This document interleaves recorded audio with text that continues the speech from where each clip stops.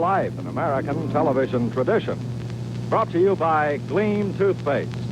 One Gleam brushing destroys most decay and odor-causing bacteria. It's for people who can't brush after every meal. And Liquid Prel, the shampoo that's extra rich to drench your hair in luxury. Now, here he is, Mr. This Is Your Life himself, Ralph Edwards. Hello, everybody. Let me take you tonight into a world where all material things appear very different than they do to you or me. Tonight, you'll meet a young man who is, in fact, the same size as I appear to be right now, seated in this oversized chair. But, as you'll find out, this is only how he will appear in your eyes. He thinks and lives and acts as if he were 10 feet tall. He ignores his size. You come with me as I get down from my perch. I'm not even going to try to open this door here. Way up there, you see. Our principal subject is standing out here in the corridor of NBC in Burbank, California. His friend and manager, Brent Wilson, has brought him here, making a business excuse. Now, come on.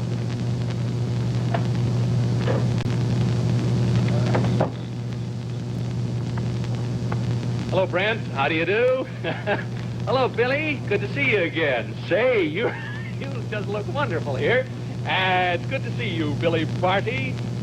Gifted athlete, writer, entertainer, and actor. Tonight, this is your life. Oh, you're kidding.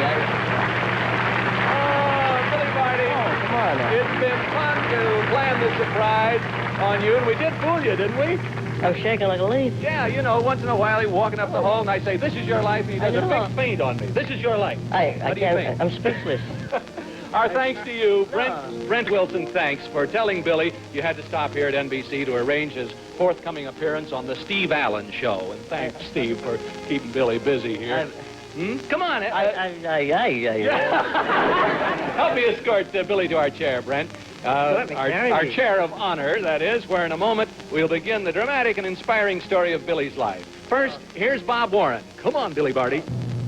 Ladies and gentlemen, our This Is Your Life host, Ralph Edwards, and the wonderful guy who's known to millions for his role in Babby on the Peter Gunn Show, for his hilarious performances on Spike Jones shows, and for his many motion pictures, Billy Barty. Here's the boy, Bob Warren.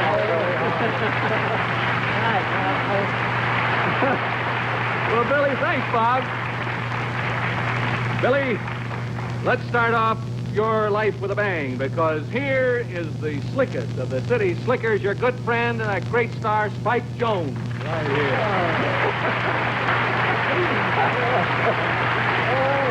I couldn't. What's new? I like to know. I'm speechless. You know, Ralph, Billy's been an important member of my zany little group for the past several years. More than that, he's a wonderful pal and a very close friend. When we're on the road, I always like to ask him to share my apartment or my hotel room, because he has a tremendous sense of humor. Bring the coffee. And he's a wonderful person to be around, as you know. You know, I'll never forget one afternoon in Chicago. I took him to a movie, and just for laughs, I bought him a children's ticket. He thought it was very funny, too, till he got stuck in the theater and he couldn't smoke for 3 hours. You know, I was nervous. Billy, some of the biggest laughs that we've had in our show have certainly been due to your tremendous talent. So, Ralph, let's show off one of Billy's classic performances. Right-o, huh? Spike. We'll do it right now. Replaying from one of your own wonderful Spike Jones television shows, Billy Barty doing his fabulous imitation of Liberace.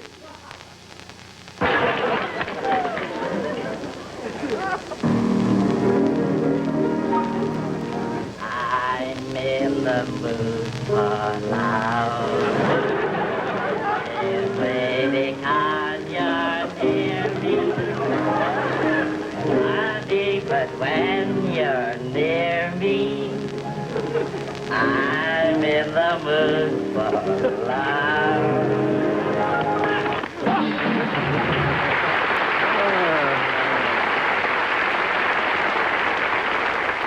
Well, Billy, as I always say, you're the Thank greatest. you very much. Yeah. Incidentally, Helen, Helen's sorry that she can't be here tonight, but as you know, she's appearing at the El Rancho Hotel in Las Vegas. I know. I know she'll have good luck in the theater. I just good luck at the tables, that's Yeah, all. that's right. The 22 tables that she played. You remember Little Miss Marker, the dealer's choice? Yeah, I know. That's my wife. See you all later, huh? Thank you very much, Spike Jones. Thank you.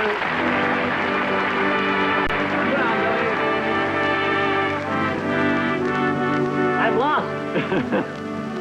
The yardstick by which we should measure a man is not how high he stands from the ground, but by the size of his heart and spirit. And by this measurement, Billy Barty, you've always been the equal of any man. It was a happy October 25th in the year 1924 when you were born, a healthy baby, 7 pounds, sassy and lively as a cricket. But at the age of 14 months, when you reach the height of 14 inches, you pull the big switch and stop growing. In the next few years, you grow a little, then you stop, you grow a little more, and then you stop. It's been that way all along, hasn't it, Billy? When did you most recently add an inch or two to your height? That's a good question. I think about 5 years ago that you It was grew an about inch. 5 years ago. I grew about an inch, and I thought I didn't know what was coming off. You know, you can't fight those things. So now you're 3 feet 11 inches high. Well, really 3 foot 10.5, but you know, you give a little. In earliest boyhood, what you lack in height, you make up in personality, because as a boy, you had irresistible charm. When you're 3.5 years old, your parents moved from Pennsylvania to California. So let's pick up your story from that move in 1927. Here are your parents, Dad and Mother, Mr. and Mrs. Albert Barty I of thought he Los was playing Angeles. golf. He said he was going to play golf.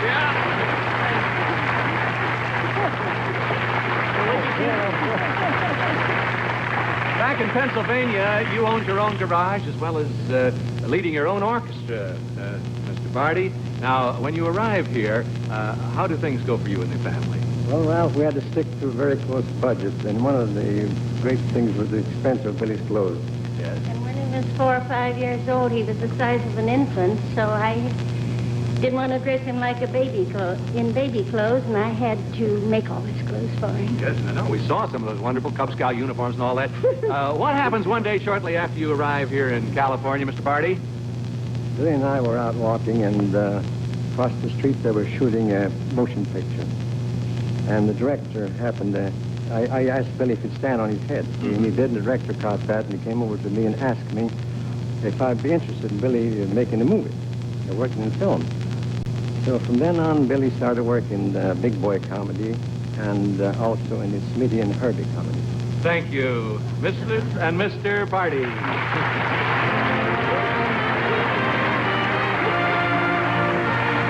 I don't know. I'm still a little lost. You're I had an snowed under appointment here, with, Billy. And it's pretty tough to fool you, you know, and get the drop on you. In 1929, you're chosen to join the cast of the famous Mickey Maguire comedy. You, Billy, played Mickey Maguire's brother, and I was that mean little guy in the derby hat. Yes. I was Mickey Maguire. Yes. Mickey Rooney. Your pal of nearly 30 years, one of the greatest names in motion pictures and television, Mickey Rooney.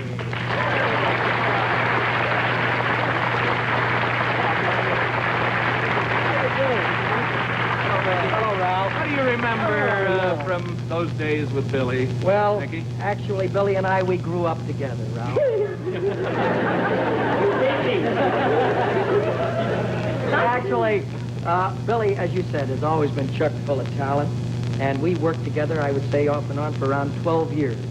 And those were the early going days. We were in silent pictures together, and then later on, Billy branched out into other phases of show business, and of course, his talent has never been better than it is today. He's Remember always that been a time great on talent. location?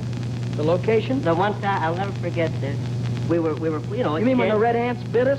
Yeah, well, that was one time. I'll never forget this. We got time. Sure. We, You got 30 seconds. oh, good. We were playing, you know, like soldiers. Yeah. And everybody was in the trench, and we were out in location. And everybody, so they called for everybody to shoot for the shot, you know. Yeah. So everybody returned but the shot but me. I couldn't get out of the trench, and they forgot. Mickey, thank you very much for being here. thank you. We know you have to run because you're rehearsing tonight for your full-hour spectacular, which will be seen tomorrow evening on another network. Thanks, Ralph, and thanks, Billy. I'll be and God right. bless you. Thanks, Mickey Rooney. Thank you. Meanwhile, your two sisters have learned to play the piano and the violin, and sparked by them, you teach yourself to play both of those instruments and the trumpet and drums as well. Now, was it because you and your sisters were so gifted musically that your father decided to create a vaudeville show and take your family on tour, Billy? Or was it because you had a little hay fever? Well, I did have hay fever. That's why I got the big nose. I don't know. So maybe getting away for a while might That's help. right. So the whole family joins in the act. Our act is called Billy Barty and His Sisters. And there's one of them. We toured the 48 states and Canada from the time Billy was 10 years old until he was 16. Those are the voices of your two talented Dolores sisters, and and here they are. Evelyn Barty and your sister Dolores, now Mrs. Alan Copeland of Reseda, California. I don't know. Everybody's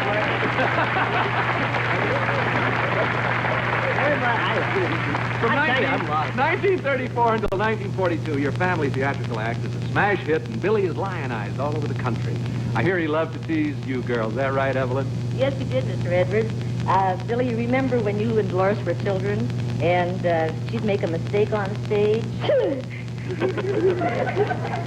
Yeah. Billy would take a bow, they'd both take a bow, then they'd go backstage, and Billy and Dolores would start hitting each other, and... Brother and sisterly love. And then they'd come back out and smile, take another bow, and then they'd go backstage, and then start doing it all over again. What did Billy used to do to get applause as part of your vaudeville act, Dolores? Well, he used to flip over on his hands, and then he would spin on his head like a top. And he still does this in his nice one back now. He spins. I've seen him do it. You want me to? Okay, I feel it.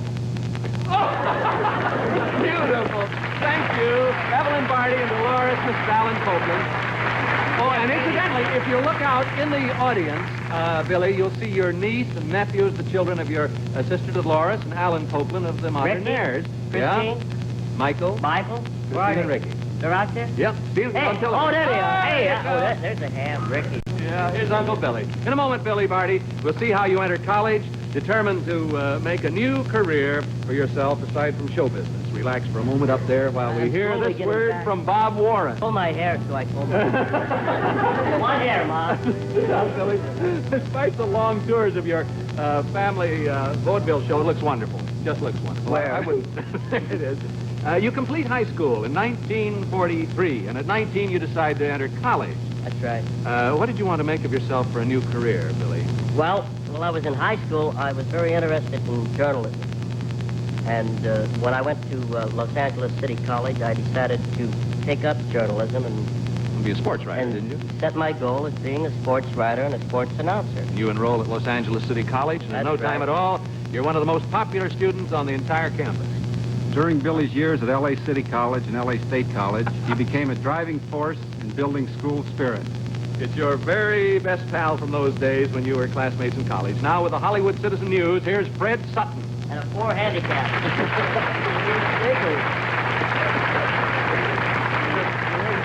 You, Fred, became advertising manager for the college newspaper, and Billy wrote the sports column, didn't he? That's right, Ralph, but no one has ever done more than Billy for the L.A. State College sports program.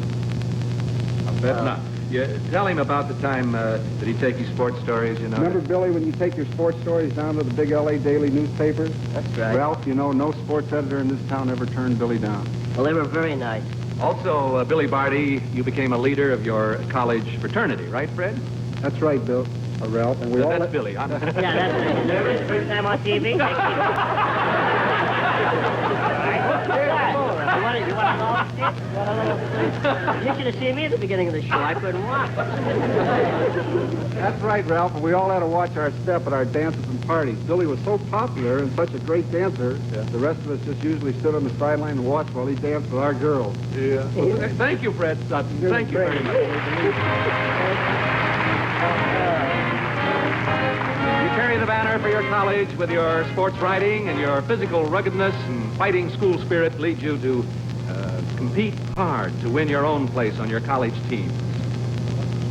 Billy came out to football practice every day, and he begged me to get a chance to get in the game. That's a voice well known to you and famous to West Coast sports. Here is your good friend, football coach of Los Angeles City College, Don Boomer Newmeyer. Sit down, you two fellas over here. Let's talk. How you doing? No, the greatest man. Greatest man. He is. He gave Fine, me a fine fellow. chance. And a member of the University of California's Wonder Team there with Rick Muller and all that. What happens when Billy begs you to let him play football, Coach Newmeyer? Well, Ralph, I was afraid one of those big fellas on my team would fall on him and hurt him. And so to get around this, I said, Billy, I'd like to put you in a game, but we don't even have a suit that'll fit you. And you know, a couple of days later, he came out for practice in a perfect fitting suit that his mother had made for him the night before. Well, what happened then, Coach? Well, the following Saturday, we had a game in the Coliseum, so I dreamed up a 4-series play, and we call it the Billy Barty Plays. Billy Barty Series. And in these plays, Billy played right out next to the sidelines as a lonesome halfback. I wanted him out there so he wouldn't be close to the scrimmage. And he was used as a decoy on 2 plays, and on 2 plays he handled the ball. On 1 play he dropped back, he caught a lateral pass, he threw a forward pass, it was caught by the end, and we gained 12 yards. On another play, he ran down the sidelines as fast as he could go. We threw him a forward pass. He caught the forward pass and gained 15 yards. He stepped out of bounds right away like I told him to so he wouldn't get hurt. By this time, the Coliseum was in a frenzy. All attention was on little Billy over in the sidelines. And do you know, the 4th play didn't go the way I had organized it. I told Billy I wanted him to jump up and down out by the sidelines as a decoy and holler for the ball, while the fullback took a buck up the middle. But Billy's blood was up by this time, and instead of standing out there as a decoy, he sprints right into the middle of the scrimmage, and he throws his 70 pounds at the middle of the shins of the biggest opponent he can find. And that fellow went down, breadbasket over tea kettle. Believe me, I was plenty worried until I saw Billy jump up with a great big grin on his face and come trotting off the field. Ralph, you believe me, they really gave him a great big cheer in that Coliseum that day. I'm sure they did. Thank you, Coach Don Newmeyer of Los Angeles City College. Thank you very much. You also win your letter on the varsity basketball squad. Graduating from college, in spite of your earnest efforts, you're unable to obtain a job, Billy, as a sports writer. You entered television about 1950, and in New York, you're called to make a guest appearance on a television series starring a famous singer. Remember the Ford Festival show of 1951 and 52, Billy, on which you appeared 65 weeks. All America was being thrilled each week by this glorious tenor voice. I will bring you music as swiftly as a dove, my song will fly. Through the sunny spaces, to the joy of no-fake wings across the sky. No one could mistake that singing. It's your close friend here from New York City, star of opera, concerts, television, and all show business, Mr. James Melton. Oh, glad to see you. I'm glad to see you. Oh, Bill, so wonderful to be here. I'm telling you, this man started me with things and interests, and just like Mr. Jones, these 2 men here are the greatest. Well, Bill, it's just wonderful that you're being honored tonight. You deserve it so much. And Spike, I'd like to tell you. Spike, I'm Spike. Billy, that's Billy. I'm Ralph. Spike's out there.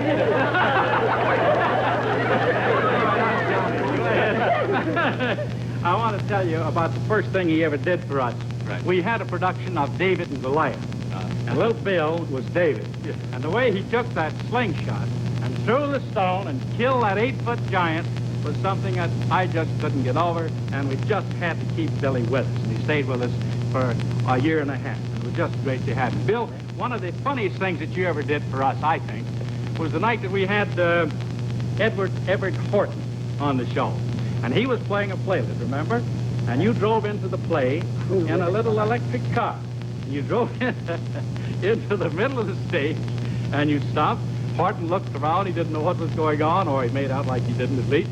And you said to Horton, you said, so would you mind telling me where's the nearest garage? And he said, oh, of course. He said, just go right down here to the door, turn left at the ice box. Remember that? I remember. answer the door and the icebox. Well, at any rate, Bill, you made a big hit that night. You brought down the house. You do every time you perform. And, of course, you've gone to wonderful things, and I'm so proud to be a part of your life. Well, it's my pleasure seeing you out. Thank you. See you later, buddy. Thank you, James Thank you Melton, very much. You take it easy now. Thank you, Jimmy. Because I think, excuse me, for just one brief moment, Billy Barty. There's a group of men and women who are a part of your life that we want to meet now. Our cameras will take us into a very busy office right back here. Well, here, everybody. Hello, Ruth Delfino of San Diego. Hello, Jerry Maren. Hello, Billy Curtis. And Billy Rhodes of Los Angeles. Jerry, are you still with the Oscar Mayer Company as little Oscar, the world's smallest chef? I sure am. You're wise and thrifty buyer. All four of you are famous in movies, nightclubs, and other kinds of show business. But come with me now. He put that in, didn't he? Huh? Come with me now and tell us what Billy Barty, come on, has done to make your world of little people and our world of big people one world. Come on up to the couch here. I want to talk to you. Ruth, let's get up here in the light. What has Billy accomplished to make the little people of America enjoy a better life? Well, Billy has been the spark plug that has brought all us little people together at our annual convention. Yes. And only through proper publicity can we get the message to the public that we're all the same size, except for us. And why is it important for big people to understand better about your world, Billy Curtis? Well, you see, in vaudeville years, there was a lot of work for us. But lately, it's been limited, and there's no opportunity for us as an entertainer. And there are hundreds of us, literally throughout this big, wonderful country, that have very special capabilities of holding ordinary jobs and good positions. And we should be considered for these jobs on those capabilities. And Billy here is leading us towards that goal. Certainly is. Now, Mr. Rhodes? Billy helped organize the convention for the little people, and I believe Bill has decided to hold the next convention in Las Vegas the first week in December. Is that right, Bill? Yeah, I have to go down there and make some arrangements, but so far I have... Pretty sure it's going to be there? I'm pretty sure it's They going to can be write there. into us at This Is Your Life and care of you, and we'll let the little people know, right? Free rent. Yeah. Free rent.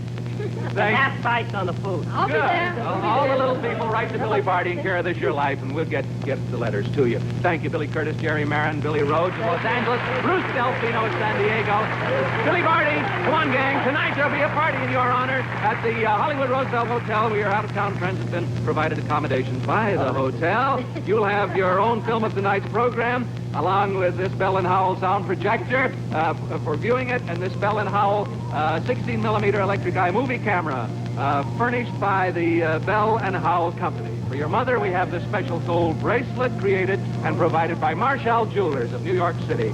Now, you're a fine golfer, Billy, but we were tipped off you've been wanting some brand new clubs, so Hillerick and Bradsby are furnishing you with power-built irons and woods made especially for you. They're the finest, thanks to Hillerick and Bradsby. You'll probably be shooting at a par. 6 dozen golf balls are yours, too. For your busy career, we felt you could make good use of this RCA Victor new magazine-loading stereo tape recorder with a drop-in tape cartridge, and with it, the RCA Victor companion speaker, all furnished by RCA Sales Corporation. We know that jobs for little people is your goal, Billy, so in your name, Mr. T.J. Lefebvre, president of the DeVry Technical Institute of Chicago, one of the world's largest and finest electronical training centers, is providing 2 36-week resident scholarships to any 2 worthy boys of your choice.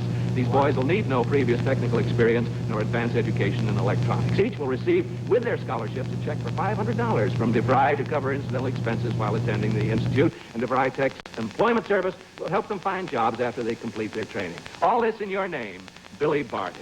Thank you. Billy, we salute you for your energy, your personality, and your many, many accomplishments. May you continue to bring laughs and drama to us all in television, the stage, and in movies. This is your life. Ralph. Billy Barty, you're treetop tall. Good night, and God bless you. Thank you. Okay.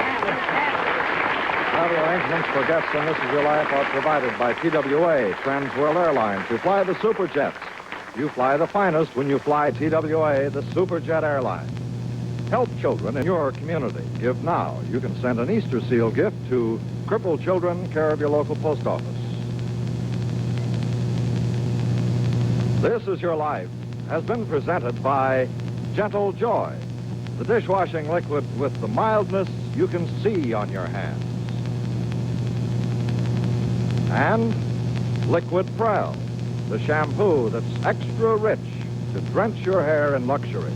Oh, my hair. If you're a bold adventurer with a gentle heart, if you've sailed the vast Pacific Ocean in a tiny craft, if you've risked your life time and again to prove that life's worth living, then next week the life we relive may be yours. Till then, good night, and thank you, Billy Barty. This Is Your Life is a Ralph Edwards production dedicated tonight to Gordon McClintock. Produced by Axel Gruenberg and directed by Richard Gottlieb. Portions of this program were reproduced on film. Stay tuned to Wichita Town, starring Joel McRae, next on most of these same stations.